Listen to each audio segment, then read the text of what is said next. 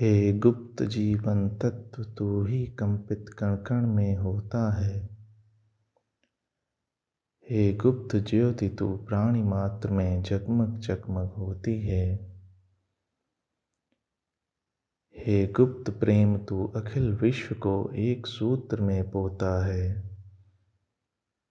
जो जन करें एकत्व का अनुभव तुम्हारे साथ में, जाने अतः वह है परस्पर एक सबके साथ में।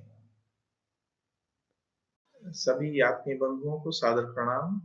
बहुत बहुत स्वागत इन प्रज्ञा CS स्टूडियो। आप सभी के सहयोग के लिए हम बहुत आभारी हैं और इस प्रयास को आप सभी का समर्थन प्राप्त है, जिससे हम थियोसॉफी का जो अंडरस्टैंडिंग है उसको अधिक से अधिक लोगों तक ले जा सकने का प्रयास कर रहे हैं। इसके लिए आप सभी का बहुत बहुत धन्यवाद। और इसी विचार के साथ हम लोगों ने एक नई सीरीज शुरू की है, BMTS अर्थात busting the myths with theosophical studies. अर्थात थियोसॉफी के प्रकाश में, थियोसॉफी के अध्ययन के प्रकाश में हम धर्मों में आई हुई मान्यताओं और विश्वासों या अंधविश्वासों को जांचें और देखें कि वो कितने सही हैं, कितने गलत हैं और क्या उनमें बदलाव लाकर हम अपने जीवन में कुछ परिवर्तन ला सकते हैं। तो अगर आप इस वीडियो को पसंद करते हैं तो इसको शेयर करें और इस चैनल को सब्सक्राइब करें। आज का जो विषय है वो बहुत ही कॉमन विषय है। वो एक बहुत ही कॉमन एक अवधारणा है, विश्वास है, जो अधिकांश धर्मों में या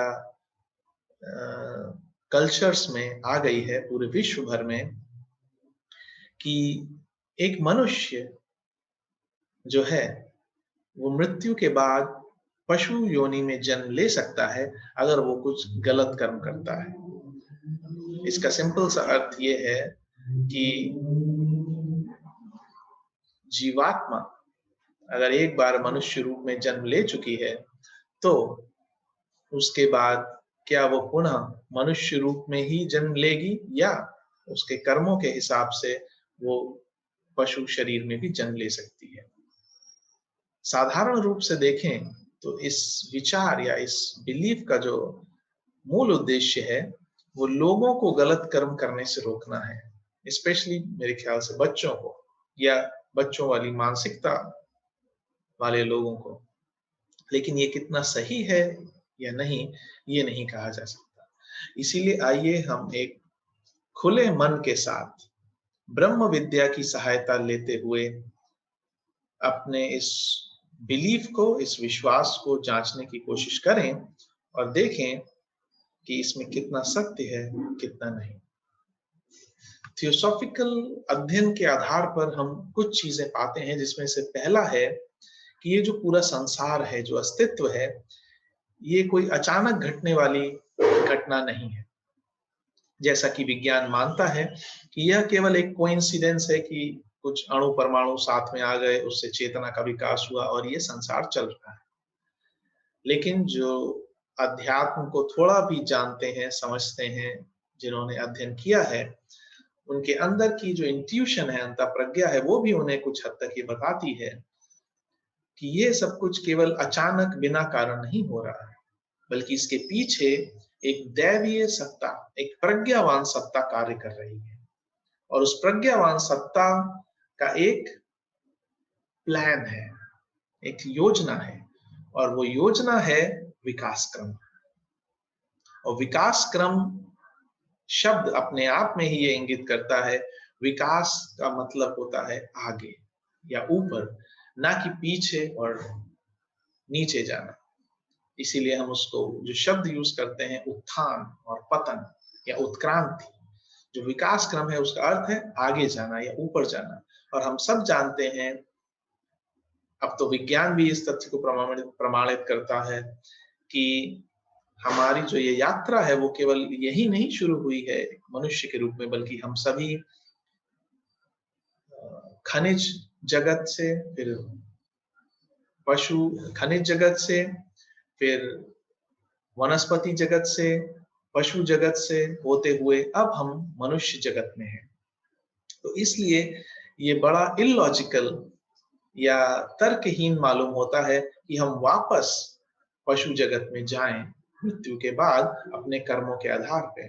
और ये बात, जैसा मैंने कहा, विज्ञान भी ये प्रमाणित करता है, क्योंकि अगर हम एक माँ के गर्भ में देखें तो वो जो फीटस है, जो विकास है उस फीटस का, वो इन सभी स्टेजेस को पार करता हुआ मिनरल, प्लांट, एनिमल और फिर मनुष्य रूप लेता है।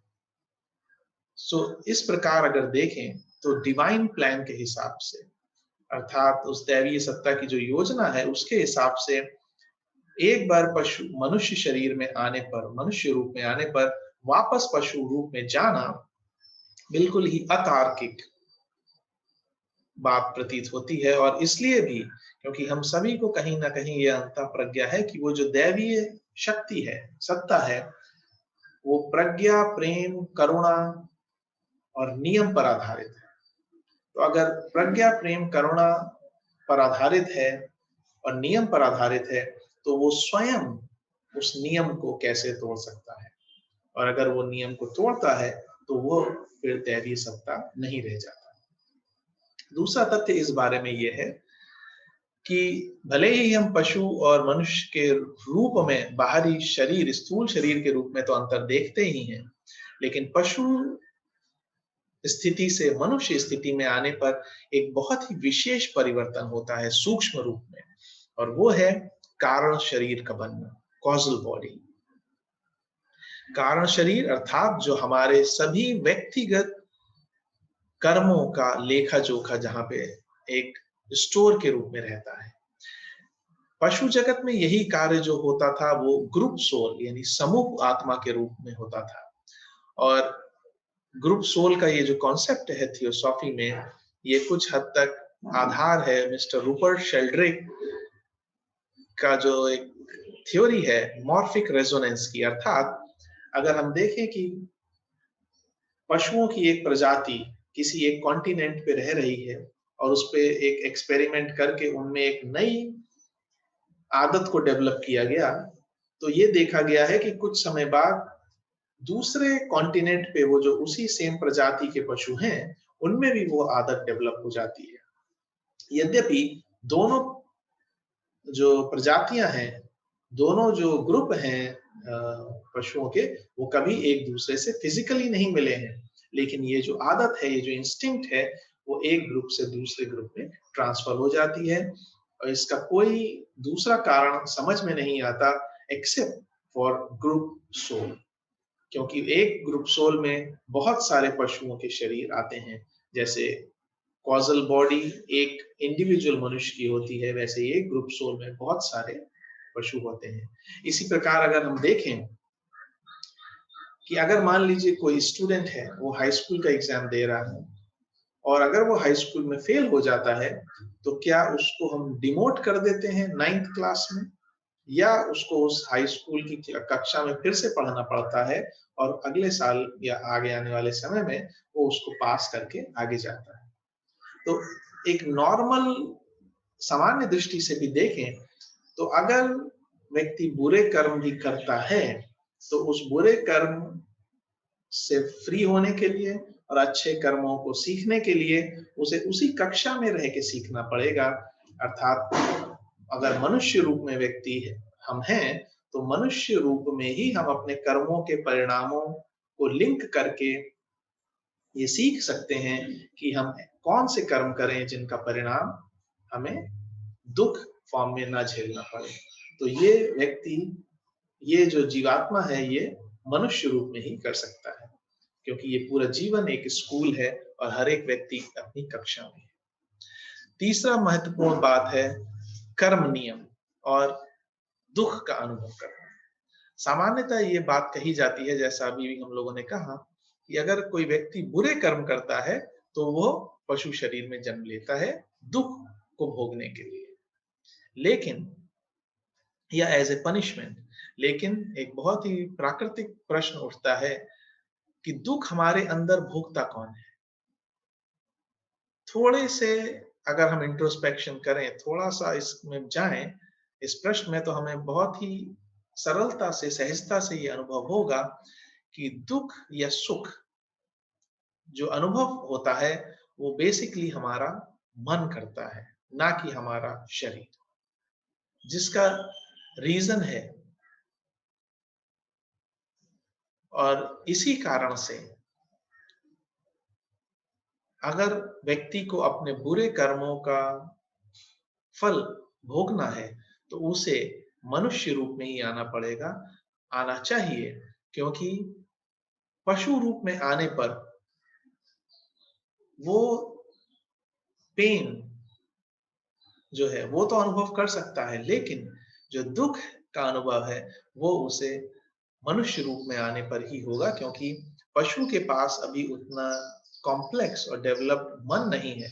वो कुछ बातें तो अनुभव कर सकता है, लेकिन जो दुःख जिसे हम कहते हैं, जिसे हम इमोशनल पेन या साइकोलॉजिकल पेन कहते हैं, जिसका कि एक उदाहरण स्ट्रेस है आज के समय में, कि लगभग ऑलमोस्ट सभी उस स्ट्रेस या तनाव की स्थिति में हैं, जिसे कि वर्ल्ड हेल्थ ऑर्गेनाइजेशन ने 21st सेंचुरी की पैंडेमिक घोषित कर दिया है। उसका रूट क्या है? केवल हमारा मन। हमारी मनस्थिति ही तनाव को जन्म देती है, और वो तनाव अलग-अलग रूपों में हमारे सामने आता है। अलग हालाँकि अगर हम देखें तो स्थूल रूप में व्यक्ति को कुछ भी परेशानी नहीं है, कोई पेन नहीं है, लेकिन बाहरी परिस्थितियों में कुछ ऐसा घटता है कि हमारा जो मन है, वो उसको फेस नहीं कर पाता और अपने ऊपर खूब सारे दुःख को आमंत्रित कर लेता है। इसलिए अगर व्यक्ति को अपने कर्मों का रिजल्ट भोगना है, भले ही वो दुःख हो या सुख, उसे मन की इस स्थिति के साथ आना आवश्यक है, अर्थात मनुष्य रूप में आना आवश्यक है। लेकिन एक स्थिति है जिसमें कि जो जीवात्मा है, वो मनुष्य रूप में जन्म लेने के बाद भी बाकी सभी जो किंगडम्स हैं, mineral, plant and animal kingdoms, उसमें से पास होना पड़ता है, जब विकास की जो स्थिति है वो एक लेवल से दूसरे लेवल पे शिफ्ट होती है। अर्थात थियोसॉफिकल लैंग्वेज में अगर कहें, तो जब विकास क्रम जो है वो एक चेन ऑफ ग्लोब्स से दूसरे चेन में शिफ्ट होता है, तो वहां पे चूंकि चेतना के लिए वहां का पदार्थ नया है, तो अपने आप को उससे सामंजस्य स्थापित करने के लिए चेतना वहां के हर एक जगत से पास होती है। क्योंकि ये हम सभी जानते हैं, एग्जाम्पल के रूप में देखें, तो अगर हम किसी व्यक्ति को डायरेक्टली किसी संस्था के टॉप पर या मैनेजर के पद पे बिठा दें, तो वो उतना इफेक्टिव नहीं होगा। लेकिन अगर कोई व्यक्ति नीचे से काम करते करते, हर स्टेज पे काम करते करते ऊपर तक पहुंचता है, तो वो एक बहुत ही अच्छा मैनेजर साबित होगा। क्यों? क्योंकि उसके पास नीचे की सारी जो स्टेट्स हैं उसका अनुभव है। इसी प्रकार जब विकास क्रम एक चेन से दूसरी चेन पे शिफ्ट होता है, तो चेतना हर एक किंगडम से पास होती है, ताकि उस हर एक किंगडम की जो वाइब्रेशंस हैं वो हमारे अंदर स्टोर रहती हैं, भविष्य में उन वाइब्रेशन से या उन प्राणियों से सामंजस्य स्थापित करने के लिए। तो ये एक स्थिति है जब मनुष्य रूप में जन्म लेने के बाद भी हम लोअर किंगडम्स में जन्म लेते हैं। लेकिन एक बहुत बड़ा जो कारण है जिसके कारण लोग ये मानने लगे हैं कि मनुष्य के बाद हम पशु शरीर में जन्म ले सकते हैं, उसका रीजन है एलेगोरीज या सिंबोलिज्म। और ये कंफ्यूजन इसलिए अराइज होता है क्योंकि कई बार स्क्रिप्चर्स में कहानियों के फॉर्म में ये कह दिया गया है कि कैसे किसी मनुष्य ने कुछ गलत कर्म किया या किसी पशु से उसका अटैचमेंट हो गया, तो वो पशु शरीर में अगला जन्म लेता है। लेकिन अधिकांशतः ये जो कहानियां हैं, ये प्रतीक फॉर्म में होती हैं, और इनको पढ़ते समय हमें बहुत ही सावधान रहना चाहिए और तर्क के आधार पे इनको पढ़ना चाहिए, या इनके पीछे छुपे हुए गूढ़ रहस्य को समझने की कोशिश करना चाहिए। तो पहली बात तो ये कि जब किसी व्यक्ति की मृत्यु होती है और उसके स्थूल शरीर को नष्ट किया जाता है किसी भी तरीके से, तो जो एटम्स फ्री होते हैं उस शरीर के नष्ट होने पर, वो सिंपली आकर्षण के नियम को फॉलो करते हैं और जो भी वाइब्रेशंस उनकी होगी वो उसी प्रकार के वाइब्रेशंस की तरफ, बॉडीज की तरफ खिंच जाएंगे, खिंचे हुए चले जाएंगे। तो अगर जो व्यक्ति जिसकी डेथ हुई है, अगर उसने अपना सारा जीवन पाश्विक प्रवृत्तियों में जिया है, उसका स्वभाव पाश्विक रहा है, तो उसके एटम्स में भी वही सब वाइब्रेशंस स्टोर हो गई हैं। तो उसके शरीर के नष्ट होने के बाद वो सारे एटम्स उसी तरीके के पशुओं में, पशुओं के शरीर की तरफ या मनुष्यों के शरीर की तरफ अट्रैक्ट होंगे जिनमें वो टेंडेंसीज हैं। और इस प्रकार हम एक तरीके से कह सकते हैं कि वो व्यक्ति पुनर्जीवित हो गया पशु के रूप में, लेकिन लिटरली नहीं। एक उसके जो एटम शरीर के थे वो अब दूसरे पशु शरीर में चले गए, लेकिन जो जीवात्मा है वो आगे के अपने जर्नी पे चला गया। दूसरी बात, मृत्यु के बाद जब व्यक्ति एस्ट्रल रूप में पहुंचता है, भूवर लोक में, तो उसका जो एस्ट्रल बॉडी है या इच्छा शरीर है, वासना शरीर है या डिजायर एलिमेंट्स हैं, वो फॉर्म ले लेते हैं या उस तरंगों के प्रति अट्रैक्ट होते हैं जैसा कि उस मनुष्य ने जीवन जिया है। Again, everything is based on law of Karma. हम चाहें कि जीवन हम एक तरीके से जिए और बस एंड टाइम पे कोई मंत्र पढ़ के या किसी देवी देवता को याद करके हमारा संपूर्ण जो जीवन में हमने जिया है वो चेंज हो जाएगा, तो ऐसा नहीं है। एंड टाइम पर भी जैसा हमने जीवन जिया है उसी के अकॉर्डिंग सारी चीजें, नर्क, स्वर्ग, मुक्ति जो भी है वो हमारे कर्म के अनुसार मिलेगी, कर्म कांडों के अनुसार नहीं। तो अगेन, एस्ट्रल बॉडी जो मनुष्य की है वो उसी तरीके के पशु का फॉर्म ले लेती है। अगर व्यक्ति ने पाश्विक जीवन जिया है, वो टेंडेंसीज उसके अंदर हैं, तो वो उसी पशु के रूप में फॉर्म ले लेता है या ऐसे पशु की तरफ अट्रैक्ट हो जाता है जिससे कि उसका कुछ अट्रैक्शन स्थूल शरीर में रहा हो। और इस प्रकार अगर देखें तो वो पशु शरीर में जन्म नहीं ले रहा है, बल्कि उसका सूक्ष्म शरीर अब आगे यात्रा के बजाय वहां पे स्टक हो गया है। तो इस प्रकार से ये इस तरीके का जीवन जीना हमारी आगे की यात्रा में भी बाधा पैदा करता है। तो इस डिस्कशन के आधार पे अगर हम देखें तो ये बहुत ही कम चांसेस हैं, बल्कि हाईली इम्प्रोबेबल है, इम्पॉसिबल है कि हमारी जो चेतना है जो आगे बढ़ रही है विकास क्रम में, वो मनुष्य शरीर रूप के बाद पशु शरीर में पुनः जन्म ले।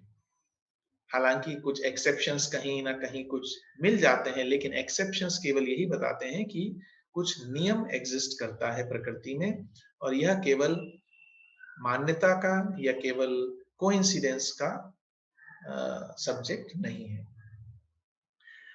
आप सभी ने इस वीडियो को देखा, इसका बहुत बहुत धन्यवाद। अगर आपके कोई प्रश्न हो या अगर आपको ये पसंद आया हो तो kindly share it and subscribe the channel Pragya CS studio. और अगर आप किसी भी दूसरे विषय पर चाहते हैं डिस्कशन, तो काइंडली हमें pragya.cs@gmail.com पर ईमेल भेजें या व्हाट्सएप करें 8840926268। और आप सभी का बहुत बहुत धन्यवाद। Take care, best wishes and regards. नमस्कार।